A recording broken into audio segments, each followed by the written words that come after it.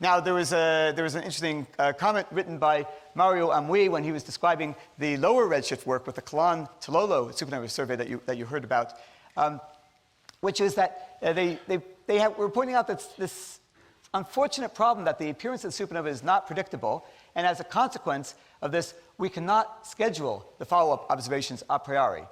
And so generally we have to rely on someone else's telescope time, which makes the execution of the problem somewhat difficult.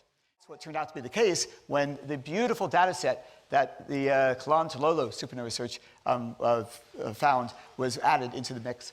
So this was the work of Mario Amui, Jose Maza, Mark Phillips, Nick Sunseth, and company, where they went out and they found a set of supernova in a nearby Hubble flow that was a more beautiful set than I think that any of us had ever seen before.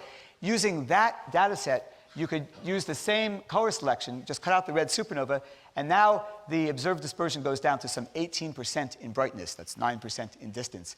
And so, so now we had what looked like a really usable standard candle at this stage to go ahead with. And we were using a third approach where we were stretching and compressing the time scale of the supernova template. And how much and how little you would have to stretch that time scale was another way to predict the brightness of the supernova.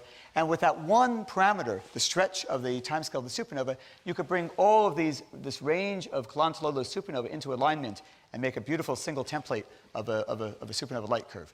So, so this is how we were able to, at that point to even improve the standard candle. And that's what I think the groups were all using as their methods. These data sets then, we started to plot them in 1997 on the diagrams, the Hubble diagram as it's called. And the first set of supernova, just that we put on, actually pointed to what looked like a higher mass density universe. Once we added the first of the very well-measured high redshift supernova, this is the first example of a Hubble Space Telescope supernova at redshift of 0.84.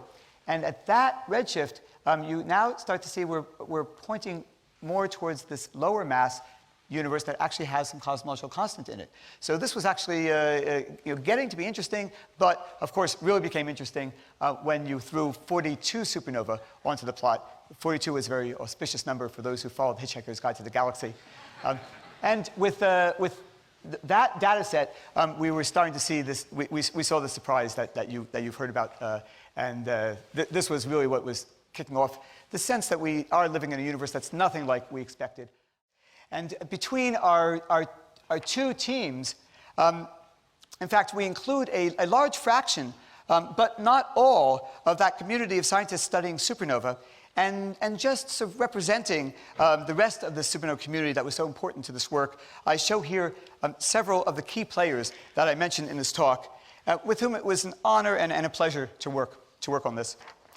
None of this whirlwind of human choreography happens without the constant support of our families and friends, our teachers and mentors, and our staff at the universities, labs, and observatories.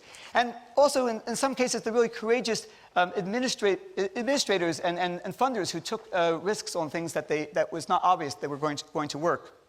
And all these are represented here today by the family and friends who are here. And we all thank you for helping and putting up with all this.